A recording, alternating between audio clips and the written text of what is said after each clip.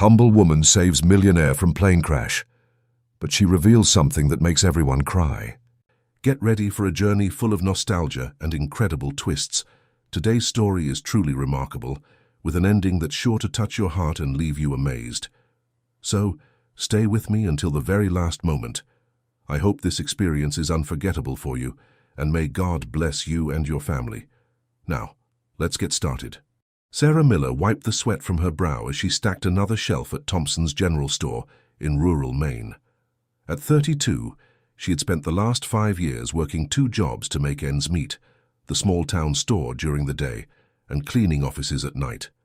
Her weathered hands and tired eyes told the story of someone who had known more struggle than comfort. The radio crackled with warnings of an approaching storm. The year was 1982, and the summer had been particularly turbulent. Sarah glanced at her worn Timex watch, 6:45 p.m. Her evening shift at the office building would start soon. Thunder rolled across the darkening sky as she drove her beat-up Ford Pinto toward the Cedar Woods Business Center. The building housed several local businesses, including a small private aviation company. The rain was falling in heavy sheets when she arrived, making the neon signs blur into watercolor streaks against the night sky. As she collected her cleaning supplies from the trunk, a strange sound cut through the storm, the labored whine of an aircraft engine, far too close to the ground. Sarah looked up, squinting through the rain. A small private plane was descending rapidly, its single engine sputtering and dying. The aircraft disappeared behind the tree line, followed by a sickening crash and the sound of breaking branches. Without hesitation, Sarah dropped her supplies and ran toward the woods, her heart pounding. The rain soaked through her uniform as she fought her way through the underbrush. She found the plane tilted against a cluster of trees, its nose crumpled but largely intact. Smoke wisped from the engine compartment. Inside, she could see 2 men, one unconscious in the pilot's seat, the other stirring weakly in the passenger side. Sarah wrenched at the damaged door until it gave way. The passenger, a man in an expensive suit, was bleeding from a head wound. "Help! James!" he managed to say, gesturing weakly toward the pilot. Working quickly, Sarah checked the pilot's pulse, still strong. She couldn't smell fuel, but knew they needed to get out quickly. Using strength born of desperation, she managed to help the injured passenger out first. He was a tall man, perhaps in his mid-40s, with graying temples and aristocratic features.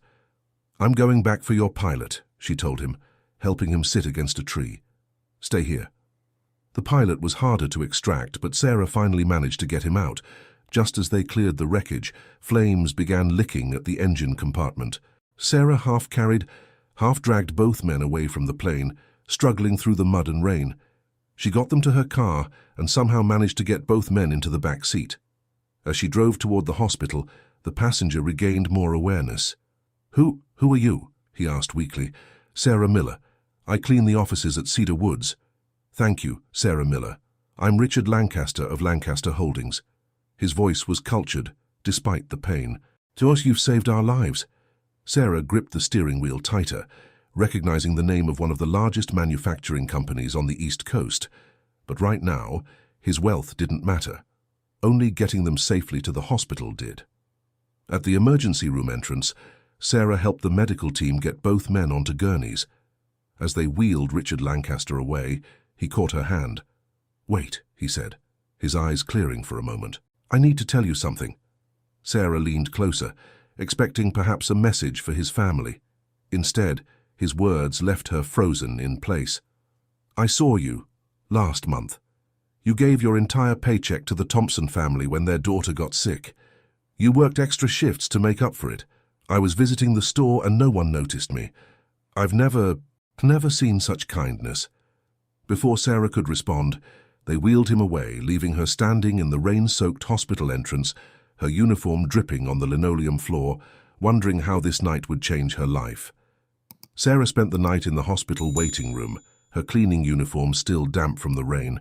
She couldn't bring herself to leave, not until she knew both men would survive.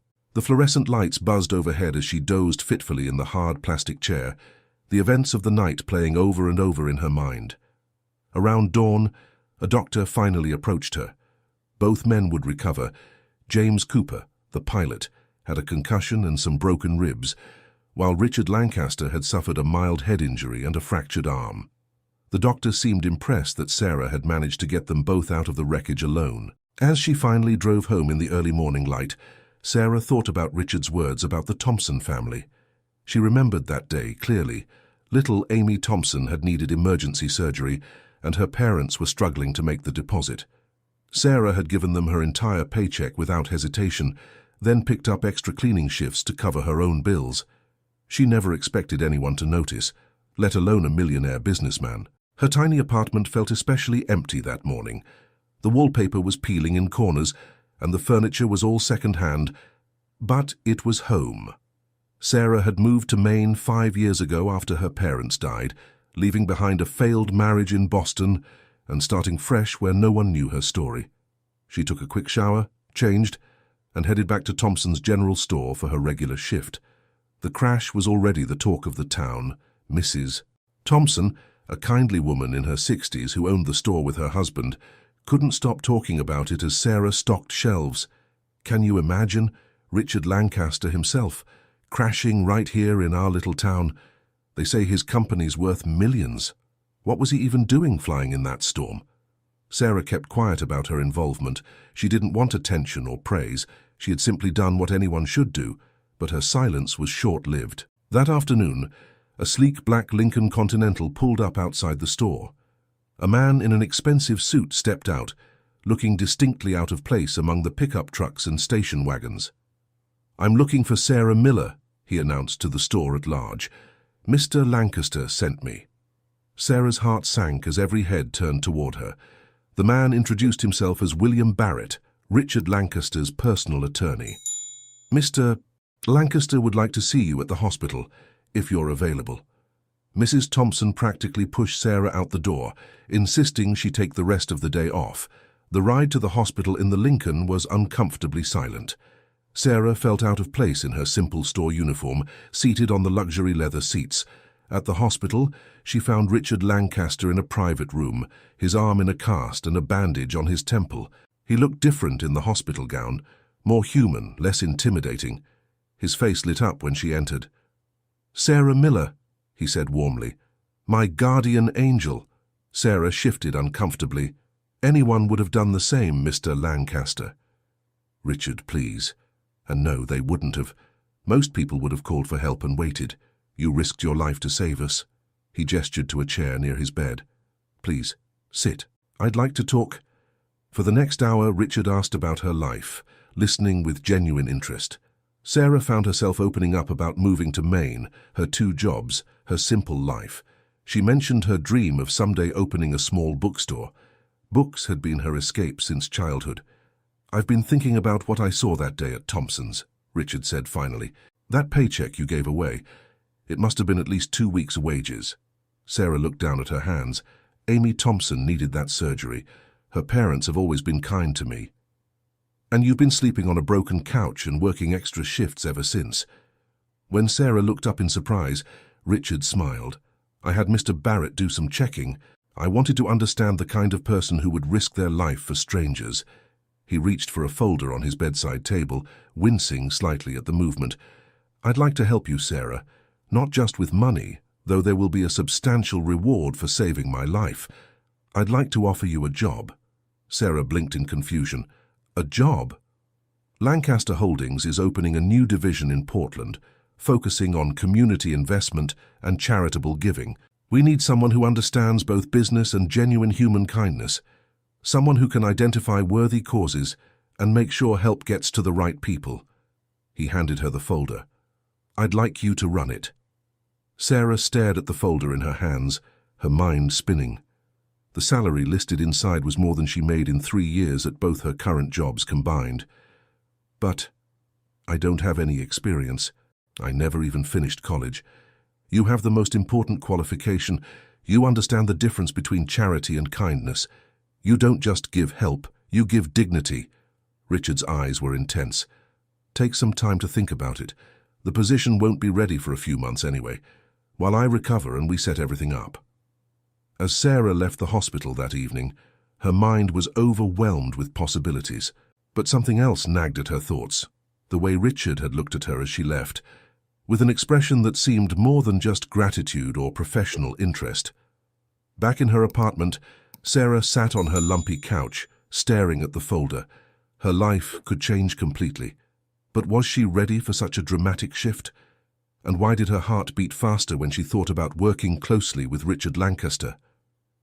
A knock at her door interrupted her thoughts. When she opened it, she found a huge box of books, classics, bestsellers, mysteries, romances. On top was a note in elegant handwriting. To start your collection, every bookstore needs inventory. RL.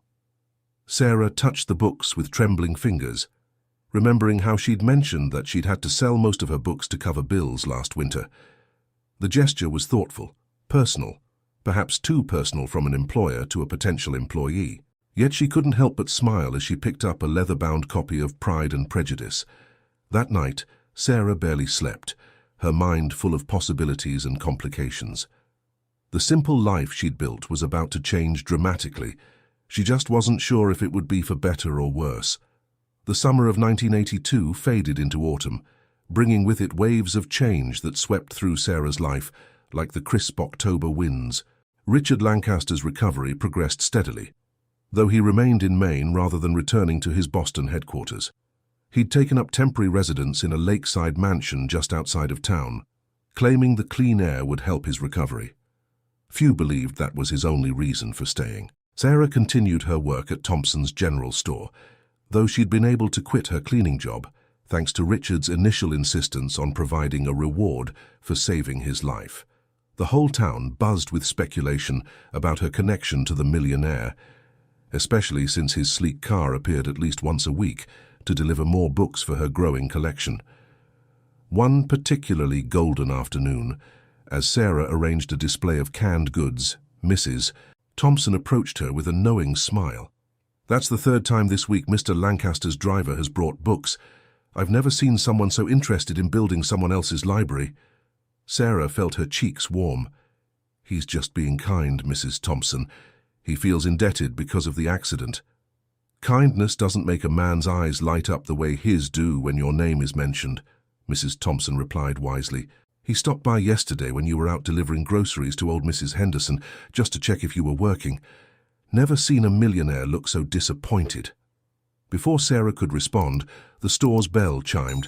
James Cooper, the pilot from the crash, walked in. He'd recovered well from his injuries, though he still moved carefully. Sarah had seen him occasionally since the accident, and he'd always been friendly, but somewhat reserved. "Miss Miller," he said, approaching the counter, "could I have a word?" Sarah followed him to a quiet corner of the store, noting the serious look in his eyes. James glanced around before speaking in a low voice. "I feel I need to warn you about something, about Richard Lancaster." He shifted uncomfortably. "I've worked for him for 15 years. I've seen how he operates, especially with women." Sarah felt her stomach tighten. "John, what do you mean?" "He has a pattern. Finds someone who intrigues him, showered them with gifts and attention, offers them positions in his company. It never lasts." James looked genuinely concerned. "He's not a bad man, but his interest tends to wane once the chase is over. I'd hate to see you quit your life here for something that might not be real." Sarah struggled to keep her voice steady. "Mr. Cooper, I appreciate your concern, but Mr. Lancaster has only offered me a legitimate business position, nothing more." James gave her a sad smile. "Just be careful. Richard Lancaster lives in a different world. People like us, we're just visiting." The words haunted Sarah throughout the day. That evening, as she sat in her apartment surrounded by the books Richard had sent, she couldn't help but examine every interaction they'd had since the crash. The way his eyes followed her movements, how his hand would brush hers when she brought hospital reports to review, the personal notes he included with each book delivery. Her thoughts were interrupted by another knock at her door. This time, instead of a delivery, she found Richard himself standing there, leaning slightly on an elegant cane. "I hope I'm not interrupting," he said, his deep voice sending an involuntary shiver down her spine. "I was hoping we could discuss the community investment position, perhaps over dinner." Sarah hesitated, James's warning echoing in her mind. "I don't think that would be appropriate, Mr. Lancaster." "Back to Mr. Lancaster. Are we—" He raised an eyebrow. "Something's changed. What's troubling you, Sarah?" She took a deep breath. "James Cooper came to see me today. He shared some concerns." Richard's face darkened momentarily, before settling into a careful, neutral expression. "I see. And you believe whatever he told you?" "I don't know what to believe," Sarah admitted. "I'm a small-town store clerk who can barely afford her rent. You're one of the richest men in New England. This whole situation feels impossible." Richard stepped closer, his cologne subtle but noticeable. "Do you know what I thought about lying in that hospital bed? Not my company, not my wealth. I thought about that day I saw you in the store, giving away your paycheck. I thought about how you ran toward a burning plane instead of away from it. I thought about how you've never once asked me for anything, despite having every right to." He reached out, touching her cheek gently. "The impossible thing, Sarah, is finding someone genuine in my world of calculated moves and ulterior motives, someone who sees me as a person, not a fortune." Sarah stepped back, though it took all her willpower. "And how many times have you used that line, Richard?" Pain flashed across his face, real and raw. "You think I'd risk my company's reputation, create an entire new division, just for a romantic conquest? Sarah, I've spent my life building things, companies, buildings, empires, but I've never built anything meaningful. That's what I want to change, and that's why I need you." "As an employee?" Sarah asked quietly. "As whatever you're willing to be," Richard answered, his voice rough with emotion. "I won't deny my attraction to you, but the job offer stands regardless of anything else. You have integrity, compassion, and wisdom that can't be taught in any university. That's what my company needs. What I need is something else entirely." Sarah felt tears pricking at her eyes. "I need time to think, to be sure." Richard nodded, stepping back. "Take all the time you need. The position will wait." He turned to leave, then paused. "But Sarah, don't let James Cooper's warnings or my reputation make your decision. Judge me by my actions since meeting you, not by rumors or past mistakes." After he left, Sarah sank onto her couch, overwhelmed. Through her window, she could see Richard's driver helping him into the Lincoln. Just before getting in, he looked up at her window, their eyes meeting briefly in the growing darkness. That night, Sarah dreamed of burning planes and falling books, of two different worlds colliding. She woke to find her pillow wet with tears, unsure if they were from fear or hope. The next morning, a small package waited outside her door. Inside was a single book, a first edition of Jane Eyre. The note inside read simply, "Another story about two people from different worlds who found their way to each other. Take your time with both stories. R.L." Sarah traced the book's leather binding, understanding the message behind the gift. Like Jane Eyre, she faced a choice between security and risk, between the familiar and the unknown. But unlike Jane, she wasn't naive about the complications wealth and status could bring. As autumn deepened around her, Sarah found herself at a crossroads. The simple life she'd built felt increasingly like a shelter she'd hidden in, rather than a home she'd chosen. Richard Lancaster offered not just luxury or romance, but a chance to make a real difference in people's lives. Yet James Cooper's warning nagged at her conscience. The town continued to buzz with speculation, but Sarah kept her own counsel. She had until spring to make her decision about the job. Richard had made that clear. What was less clear was whether she could separate her professional decision from her growing personal feelings. For a man who seemed determined to bridge the gap between their worlds, one book at a time. Winter descended on Maine with a vengeance in December 1982, bringing with it revelations as bitter as the driving snow. Sarah's life had fallen into an uneasy routine, working at Thompson's during the day, reviewing proposals for Lancaster Holdings, community investment division in the evenings, and trying to ignore the growing tension whenever Richard visited the store. The town had just decorated for Christmas, strings of colored lights reflecting off the fresh snow, when Sarah heard the first whispers. Two women at the store, thinking she couldn't hear them as she restocked shelves. "Did you hear about Martha Kendrick? Richard Lancaster dated her last year in Boston, promised her the world, then dropped her when she got too serious. Just like Catherine Weber the year before. My cousin works at Lancaster Holdings, says it's a pattern. He finds some charity case, plays Prince Charming, then moves on when he gets bored." Sarah's hands trembled as she arranged cans of soup, remembering James Cooper's warning. She'd spent months convincing herself the pilot was wrong, that Richard was different with her. Now doubt crept in like the winter chill. That evening, as snow fell heavily outside her apartment window, Sarah decided to do something she'd been avoiding: research Richard Lancaster's past. The local library's newspaper archives told a story that made her heart sink. Martha Kendrick, Catherine Weber, and others before them. All women from modest backgrounds, all offered positions in his company, all eventually left behind. The next day, Richard's Lincoln pulled up outside Thompson's. Sarah watched through the window as he stepped out, leaning on his cane. The winter wind ruffled his silver-streaked hair, and despite everything, her heart still skipped at the sight of him. "Sarah," he called as he entered, his smile warming the cold air. "I have wonderful news about the Portland office." "Were you ever going to tell me about Martha Kendrick?" Sarah interrupted quietly. Richard's smile faded. The store fell silent, other customers pretending not to listen.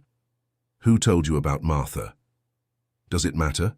What about Catherine Weber? How many others, Richard?" He glanced around at the curious onlookers. "Could we discuss this somewhere private?"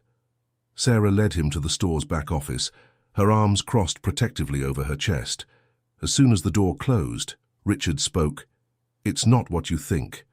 "Then explain it to me," Sarah challenged. "Explain how this is different from your pattern of finding vulnerable women, promising them everything, then moving on when you get bored."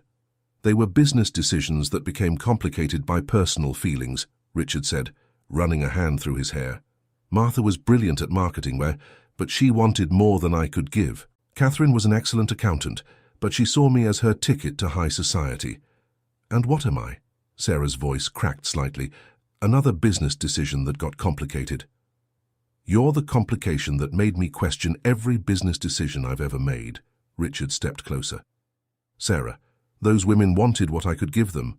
Money, status, power. You're the only one who's ever made me want to be more than what I can give." "Pretty words," Sarah whispered. "But how can I believe them?" Before Richard could answer, Mrs. Thompson burst into the office. "Sarah, quick. There's been an accident. The Henderson kids were sledding by Miller's Creek. Little Tommy went through the ice." Sarah ran out without hesitation, Richard following as quickly as his cane allowed. At Miller's Creek, a crowd had gathered. 8-year-old Tommy Henderson was shivering in his father's arms, but his sister Jenny was still missing. Without thinking, Sarah kicked off her shoes and jacket. "How long?" she demanded. "Maybe 2 minutes," someone called. "The current's strong today."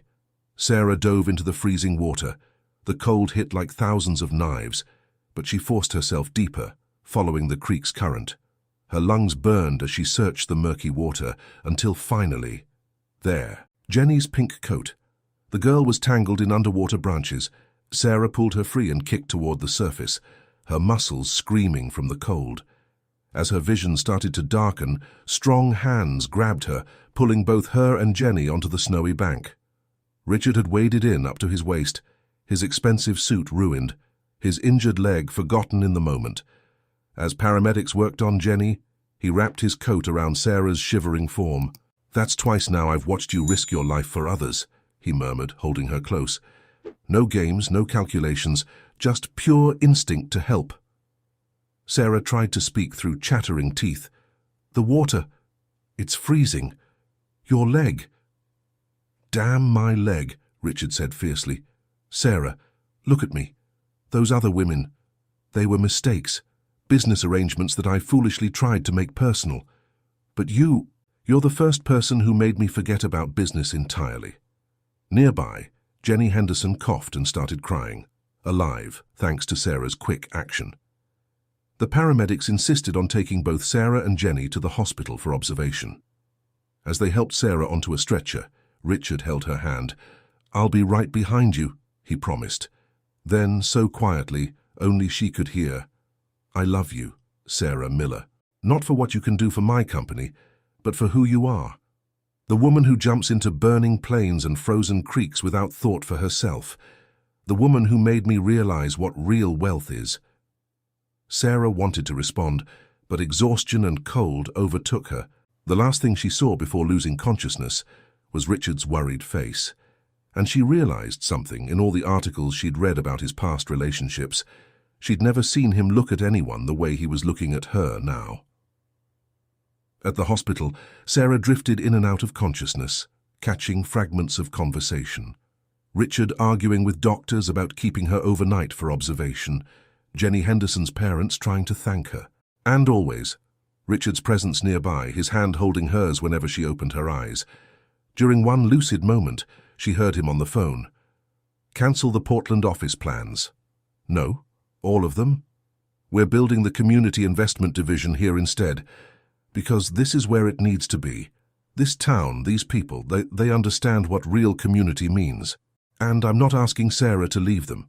Sarah closed her eyes again, a small smile on her face despite her exhaustion. Perhaps some complications were worth the risk after all.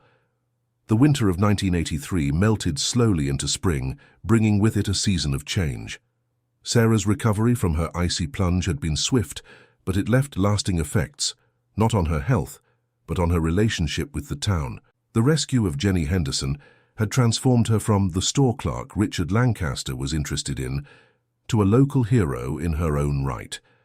Richard's decision to build the community investment division locally rather than in Portland had raised eyebrows at Lancaster Holdings' board of directors.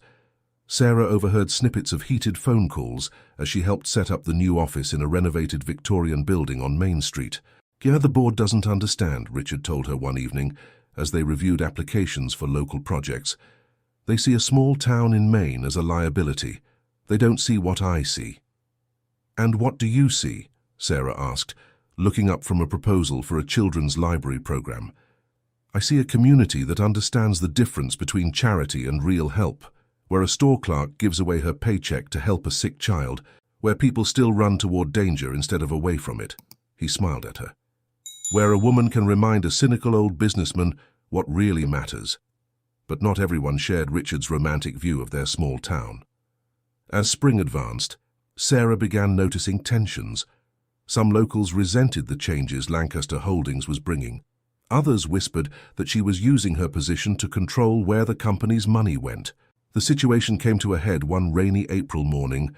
Sarah arrived at the office to find her window broken and papers scattered everywhere. Among them was a note. "Go back to your store. Stop pretending you belong in his world." She was still cleaning up when Richard arrived. His face darkened at the sight of the damage. "This has gone too far," he said, picking up the threatening note. "I'm calling the police." "No," Sarah said firmly. "That's exactly what they want. To prove I can't handle this world, that I need you to fight my battles."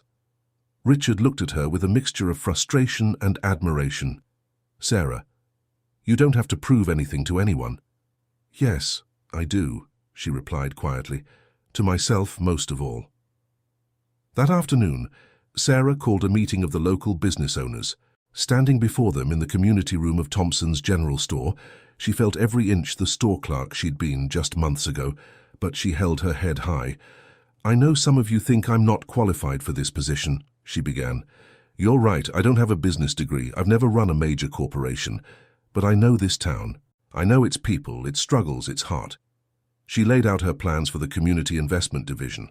Small business loans for local shops, educational programs, healthcare initiatives, programs designed not just to give money, but to build sustainable growth. "I'm not asking you to like me or approve of my relationship with Richard," she concluded. "I'm asking you to work with me to make our community stronger." The room was silent for a long moment. Then Mrs. Thompson stood up. "I've known Sarah Miller for 5 years. She's worked harder than anyone I know, never asking for recognition or reward. If anyone can make this work, it's her." Gradually, others stood too. By the end of the meeting, even some of her strongest critics were discussing potential collaborations. Richard, who had been watching silently from the back, caught up with her afterward. "That was impressive," he said softly. "You didn't just change their minds, you changed their perspectives." Sarah smiled tiredly. "I learned from the best. Isn't that what you've been trying to do with your board of directors?" He laughed, then grew serious. "Sarah, there's something I need to ask you. Not here. Will you have dinner with me tonight?" That evening, Richard took her to the small Italian restaurant where they'd had their first proper dinner months ago, but instead of their usual table, he led her up to the roof. It had been transformed with twinkling lights and flowers. "I had planned to do this differently," he said, taking her hands in his. "Some grand gesture in Boston or New York, but that wouldn't be us, would it? You've never wanted grandeur or extravagance." Sarah's heart began to race as he continued. "You've changed everything, Sarah. My perspective on business, on wealth, on what really matters. I came to this town thinking I could change it with money and influence. Instead, this town, and especially you, changed me." He reached into his pocket and pulled out a small box. "I'm not offering you a fairy tale ending where the millionaire sweeps the small-town girl off her feet. I'm offering you a partnership, equal voices, equal vision. Will you marry me?" Sarah looked at the ring, beautiful but not ostentatious, exactly like she would have chosen herself. "Are you sure?" she asked softly. "Your board, your social circle. Let me worry about them," Richard said firmly. "What matters is us, what we can build together."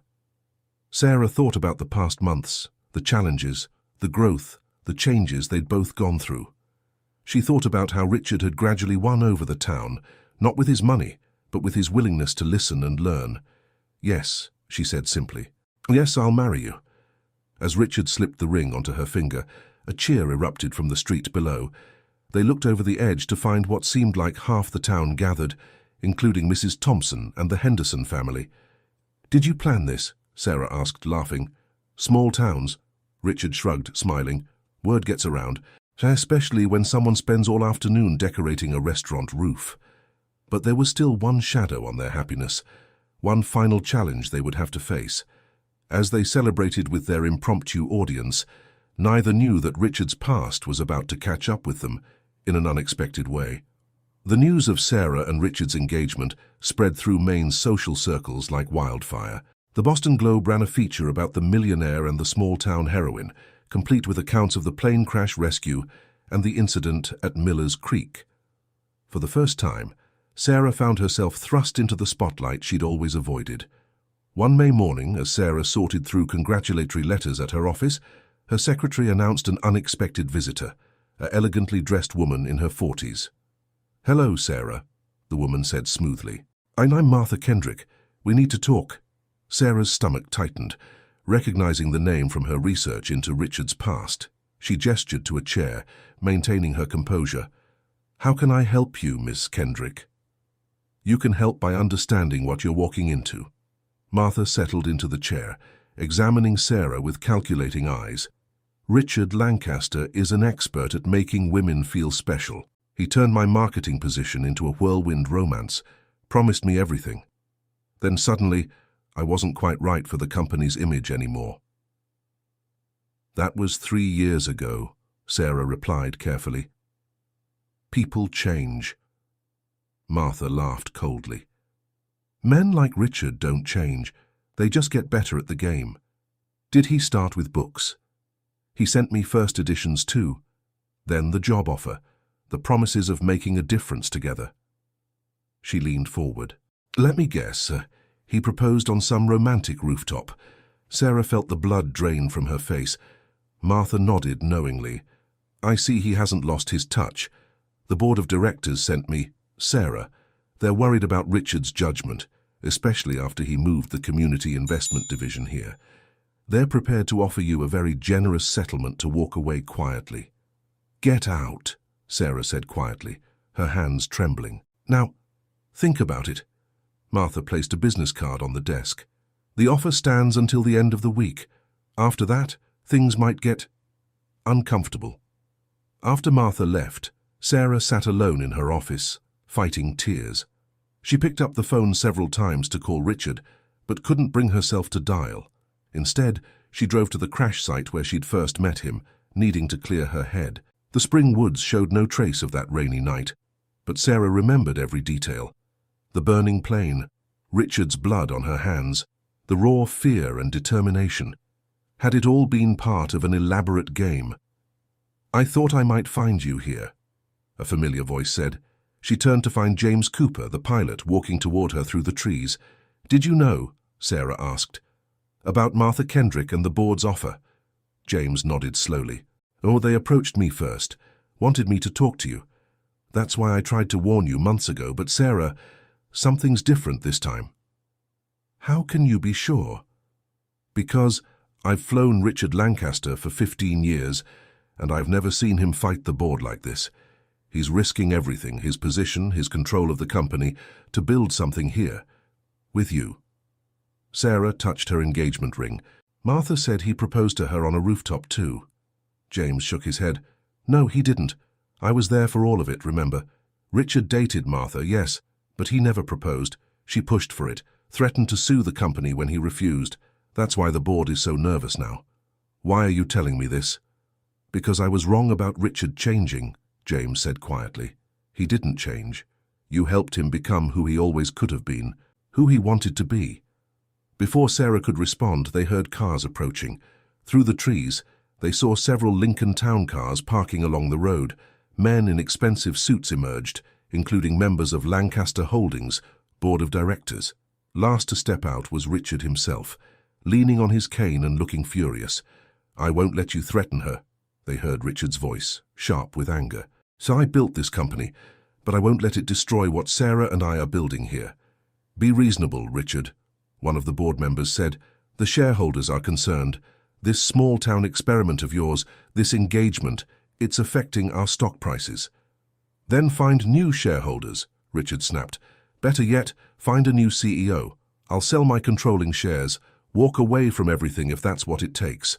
But I won't give up Sarah." Sarah stepped out of the woods, James behind her. "No one's giving up anything," she said firmly. The board members turned, startled. Richard's face softened at the sight of her. "Sarah, I'm sorry. I just found out about Martha's visit." "It's all right," she interrupted, walking to stand beside him. "I understand now. Your board thinks I'm a liability, a distraction. They think I'll cost them money and status." She faced the board members directly. "Gentlemen, you're right. I will change things, because this company has forgotten what real value is." She gestured to the crash site. "This is where I found Richard Lancaster, the man, not the CEO, where he learned that true wealth isn't in stock prices or shareholder returns. It's in the strength of communities, in people helping people." The board members shifted uncomfortably as Sarah continued. "You came here expecting to find some small-town gold digger you could buy off. Instead, you found a woman who will fight for what she believes in. Yes, I will change your company for the better. The only question is whether you're brave enough to let me try." Richard squeezed her hand, pride shining in his eyes. The oldest board member, a man who'd known Richard's father, stepped forward. "You know," he said slowly, "I haven't heard anyone talk to this board with such conviction since Richard's father started the company. He believed business could be about more than just profits." He looked at Richard. "You've finally found your father's vision again, haven't you?" One by one, the board members nodded. The fight wasn't over. There would be more challenges ahead, but standing there in the place where their story began, Sarah and Richard knew they could face anything together. As the board members drove away, Richard pulled Sarah close. "I should have told you about Martha," he whispered, "about all of it." "No more secrets," Sarah said firmly. "No more doubts. Just us building something real together." They walked back through the spring woods, leaving behind the shadows of the past and moving toward a future neither of them could have imagined that stormy night so many months ago. The summer of 1983 returned to Maine with the same heavy storms that had first brought Sarah and Richard together. On their wedding day in late June, thunder rolled in the distance, but the rain held off just long enough for the ceremony in Thompson's General Store's newly renovated community garden. Sarah had insisted on a small wedding, despite Richard's family's expectations. The guest list included the entire town, from the Hendersons with their now recovered children to James Cooper, who stood as Richard's best man. Mrs. Thompson, who'd become like a mother to Sarah, walked her down the aisle. The transformation of the garden reflected the changes in their lives. Wildflowers grew alongside carefully tended roses, just as Sarah's simple practicality had found harmony with Richard's more polished world. The wooden benches were filled with a mix of townspeople in their Sunday best and business executives in designer suits. As Sarah walked toward Richard, wearing a simple but elegant dress, she remembered their journey, the fiery crash, the frozen creek, the conflicts and revelations that had brought them to this moment. Richard stood tall, barely needing his cane now, his eyes fixed on her with the same intensity they'd had in the hospital so many months ago. Their vows were simple and honest. Richard spoke of learning to see wealth in new ways, of finding his heart's truth in a small Maine town. Sarah promised to keep him grounded while helping him soar, to be his partner in all things. When they kissed, the gathered crowd erupted in cheers that echoed off the mountains. The reception was held in the same Italian restaurant where Richard had proposed, though this time the entire building was open to guests. Sarah and Richard danced their first dance on the same rooftop, where they'd pledged their futures to each other. "Look," Richard whispered, gesturing to the mixed crowd below. Town locals and corporate executives chatted easily, sharing stories and laughter. The board members who'd once opposed their union were now deep in conversation with local business owners about community investment opportunities. "We did this," Sarah said softly. "Not just fell in love, but built bridges between two worlds." "You did this," Richard corrected. "I just had the sense to follow your lead." Later that evening, as the celebration continued, Sarah found herself beside the punch bowl with Martha Kendrick, who'd arrived uninvited but seemed different, softer somehow. "I owe you an apology," Martha said quietly. "I was wrong about Richard, about you, about everything." "What changed your mind?" Sarah asked. Martha smiled sadly. "Watching you together. What Richard and I had, it was about status, ambition. But you two, you make each other better people. That's real love." As the night drew to a close, Sarah and Richard slipped away from the party. Instead of heading to their waiting car, Richard led her to his small plane, now restored and gleaming in the moonlight. James Cooper stood ready in the pilot's seat. "Where are we going?" Sarah asked, though she already knew the answer. "I thought we'd fly over the spot where we met," Richard said. "Come full circle before starting our new chapter." As they soared over the darkened landscape, Sarah could see the lights of their town below, each one representing a life they'd touched, a connection they'd made. The spot where she'd pulled Richard from the burning plane was now marked by a small community park, funded by Lancaster Holdings, but built by local volunteers. "I've been thinking," Richard said, taking her hand, "about legacies. My father built a company that changed industries, but together we're building something that changes lives." Sarah squeezed his hand. "And we're just getting started." They flew on through the summer night, the stars bright above them. Below, their small town twinkled with promise, a testament to the power of love to bridge any divide, heal any wound, and build something greater than ourselves. Back in the renovated Victorian that housed both their home and the Community Investment Division's offices, Sarah had kept one wall of her study dedicated to memories, newspaper clippings about the crash, photos of the creek rescue, the threatening note that had nearly broken them, and the business card Martha had left that day. Now she added her wedding photo to the wall. Richard found her there later that night, tracing the timeline of their story with her finger. "Having doubts?" he asked softly. Sarah turned to him with a smile. "The opposite. Just thinking about how sometimes the worst moments in our lives lead us to the best ones. If that plane hadn't crashed, if you hadn't been brave enough to run toward danger instead of away from it, if you hadn't been humble enough to let this small town change you." Richard pulled her close, and finally, after all the months of waiting, kissed her with all the love and passion he'd held back. Outside, the summer storm finally broke, rain pattering against the windows like applause. They stood together, the small-town hero and her millionaire, their worlds completely intertwined. The next morning would bring new challenges, new opportunities to prove that their love could continue building bridges and changing lives. But for now, they simply held each other. knowing that sometimes the greatest adventures begin with a crash, and the truest love stories are written not in grand gestures, but in moments of simple, unflinching courage. In the years that followed, people would tell their story differently. Some focused on the dramatic rescue, others on the corporate battles. But those who knew them best understood that Sarah and Richard's true legacy wasn't in the headlines or the business deals. It was in the countless lives they touched, the community they strengthened, and the proof that love, when it's real, doesn't bridge different worlds. It creates a new one. Thank you for watching today's story. What did you think? I'd love to hear your thoughts in the comments below. If you enjoyed it, don't forget to give it a big thumbs up. Share it with your friends and subscribe to the channel to relive the magic of the 80s every day with our heartfelt stories. May God bless you and your family.